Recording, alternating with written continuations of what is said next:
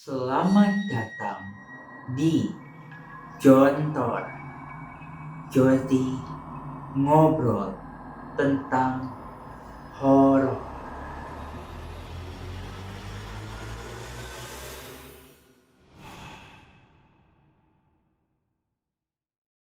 Halo semuanya, kembali lagi di Jody ngobrol tentang horor atau Jontor episode yang ketiga. Kali ini aku masih kembali bersama dengan Ci Xiaomei. Kalau di episode 2 kita ngobrol, kita banyak berbincang-bincang tentang kejadian mistis atau pengalaman mistis yang dialami oleh Ci Xiaomei di rumahnya yang katanya pintu gerbang menuju alam lain. Kali ini kita akan membahas topik yang lebih ekstrim lagi nih. Kita akan ngomongin soal kampusnya di Xiaomi. Di sini katanya gangguan-gangguan yang Cici alami bahkan lebih parah dibandingin di rumah ya. Yes, benar. Karena ini memang ada sedikit, bukan serangan ya, lebih nyata ada dan mengejar. Nah, ini bakalan lebih seru nih guys. Nah, tapi gini, sebelum mulai, pastiin teman-teman sekali lagi jangan lupa untuk like video ini, lalu komen next video mau bahas tentang apa. Kalau teman-teman juga ada info narasumber, kasih tahu aja, nanti mungkin aku bisa pertimbangkan untuk undang gitu ya. Dan jangan lupa untuk subscribe agar teman-teman bisa terus mendapatkan update-update konten dari channel aku, channel Jody Wong Siddhartha. Nah, tadi juga aku selama ini baru ngobrol-ngobrol nih sama Ci Xiaomi. Iya. Nah, Cici juga memiliki kemampuan yang tanda kutip bisa retrocognition ya, Ci. Jadi bisa melihat Iya, kejadian-kejadian atau pengalaman-pengalaman orang lain. betul. Jadi misal contoh Cici bisa lihat pengalaman aku di masa lalu gitu ya. Iya. Wah, ini yang Betul. menurutku keren banget nih guys. Biasanya kita kalau ngomongin soal kampus itu identik dengan sejarah kampusnya, masa Iya. lalu dari kampusnya. Nah, ini menarik banget nih. Nah, bisa diceritakan nggak, Ci?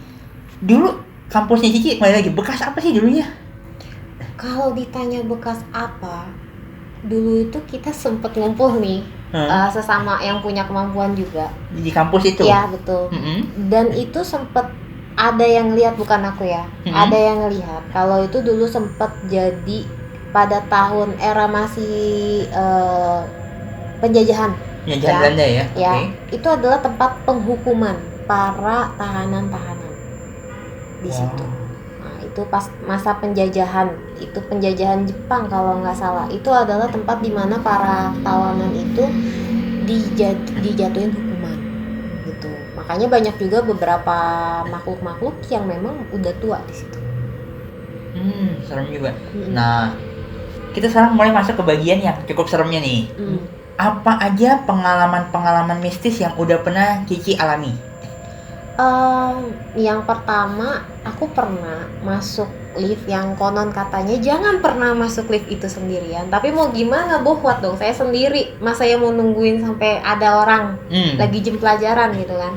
Akhirnya aku naik lah, masuklah ke lift itu sendiri. Ya udahlah, nggak mungkin lah gitu.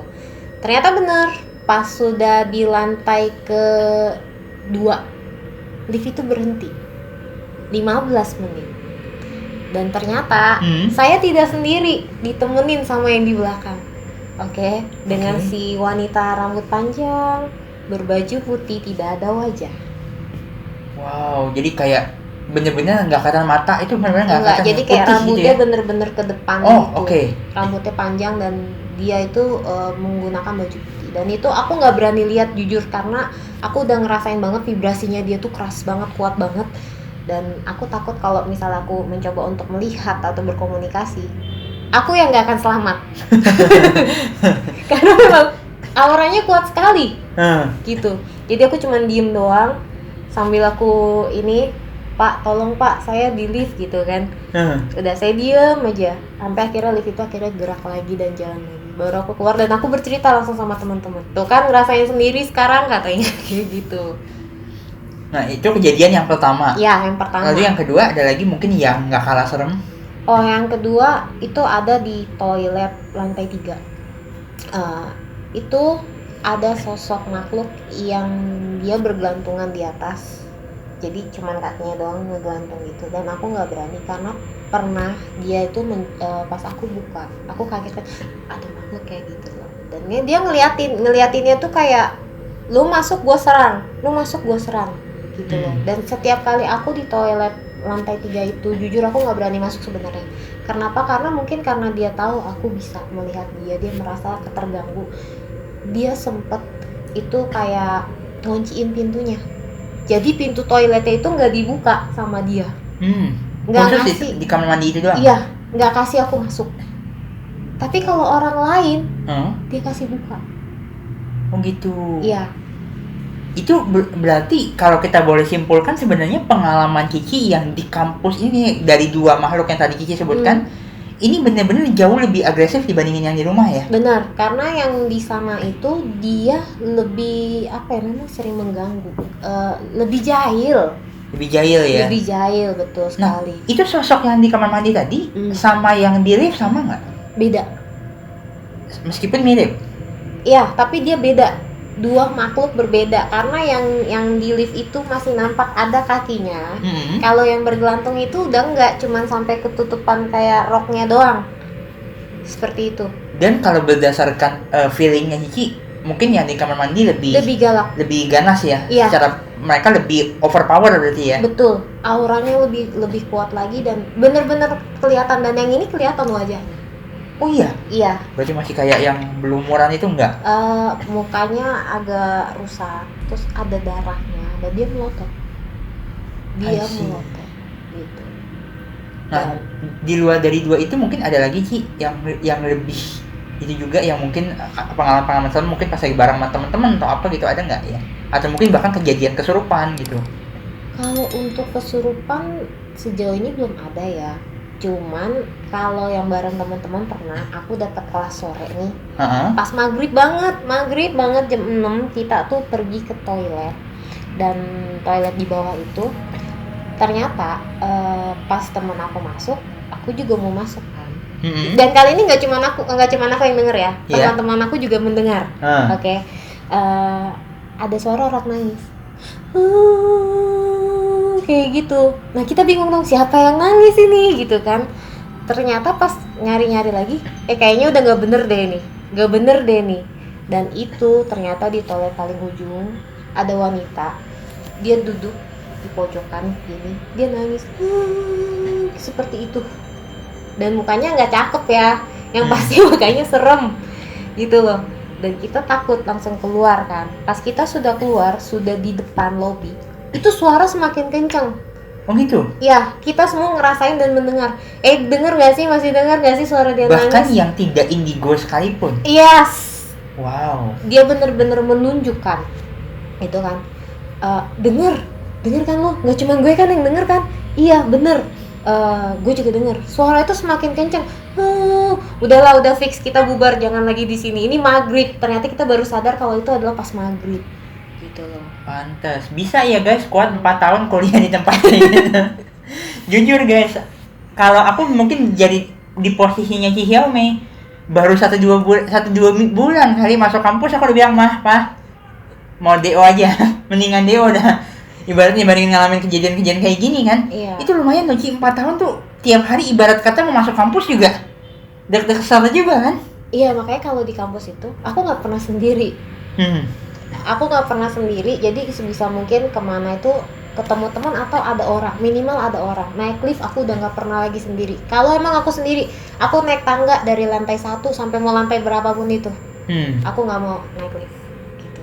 Yang kadang aku masih juga mempertanyakan ya Ci ya, orang-orang yang misalnya memiliki kemampuan seperti Cici nih, bisa melihat makhluk A, makhluk B, makhluk C.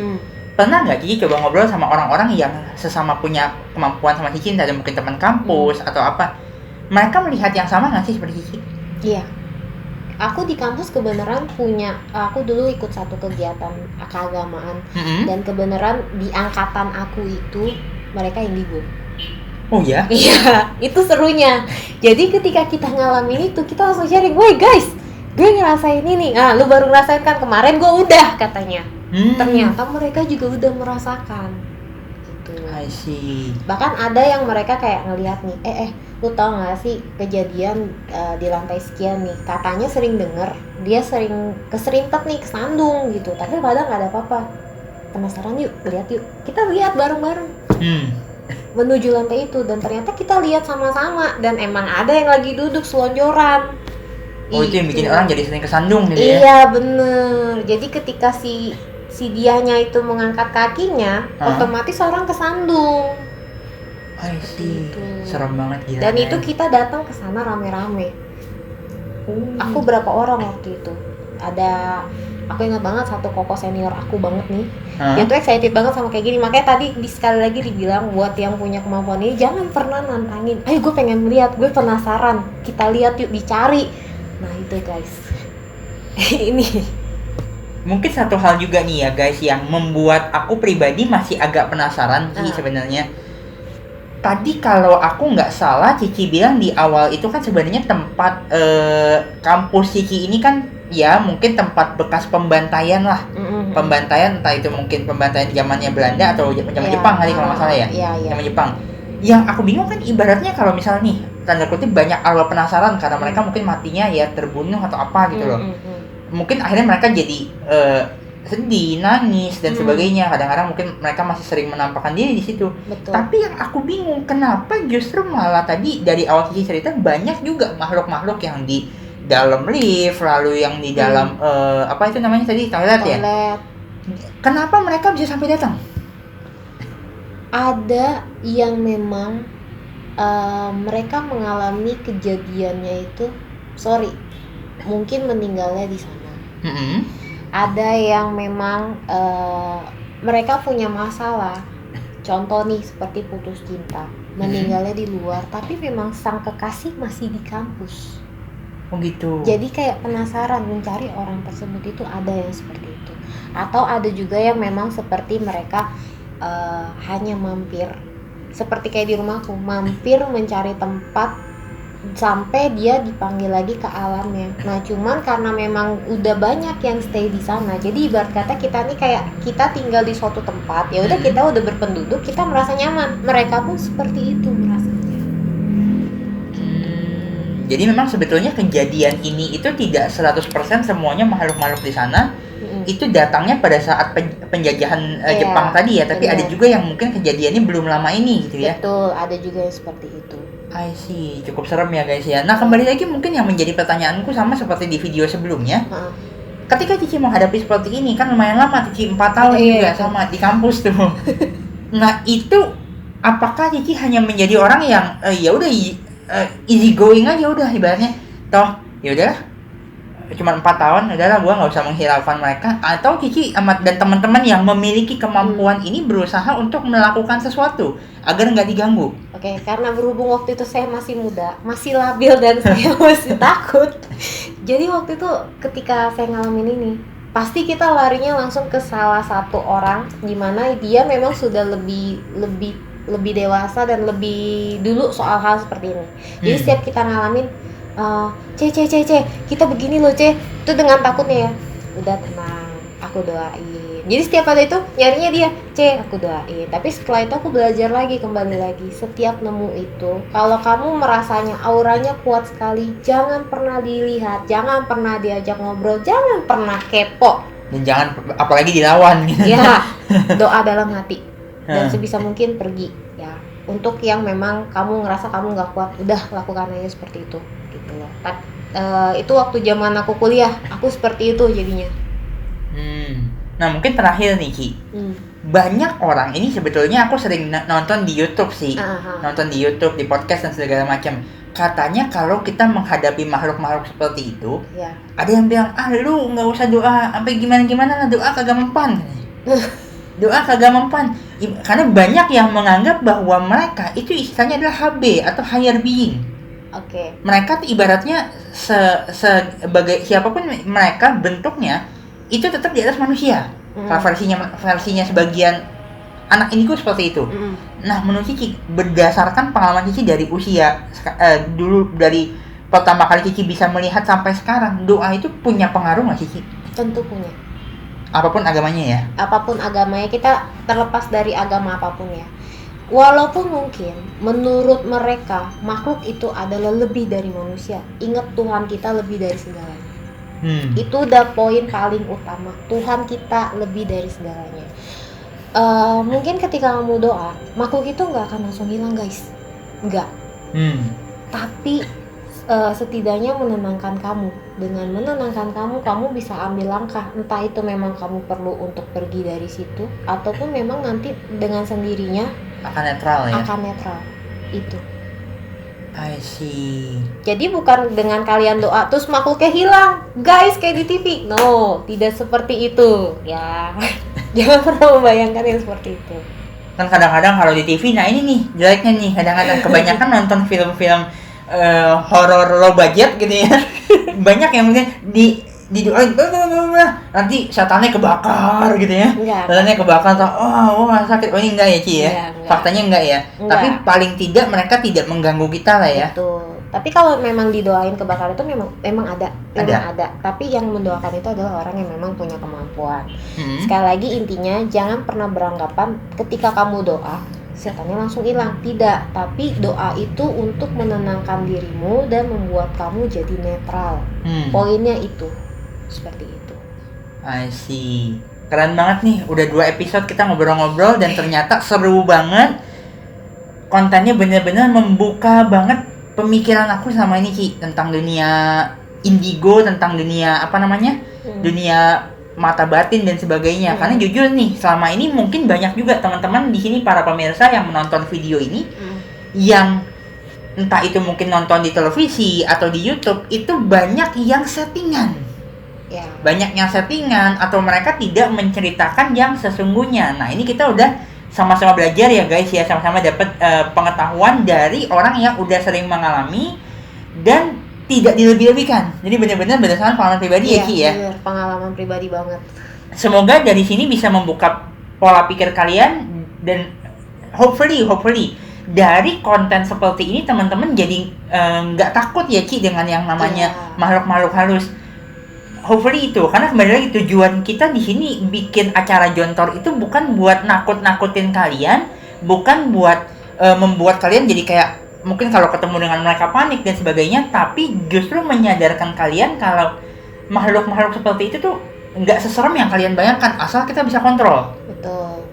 I see. Oke, once again thank you Ya, Cilmi buat sharing-sharingnya. Sama-sama. Jangan lupa ya teman-teman ya, di like videonya, di komen next video mau bahas apa. Jangan lupa juga di subscribe agar tidak ketinggalan video kita. Dan jangan lupa di share juga agar lebih banyak orang yang bisa mendapatkan manfaat. Thank you guys.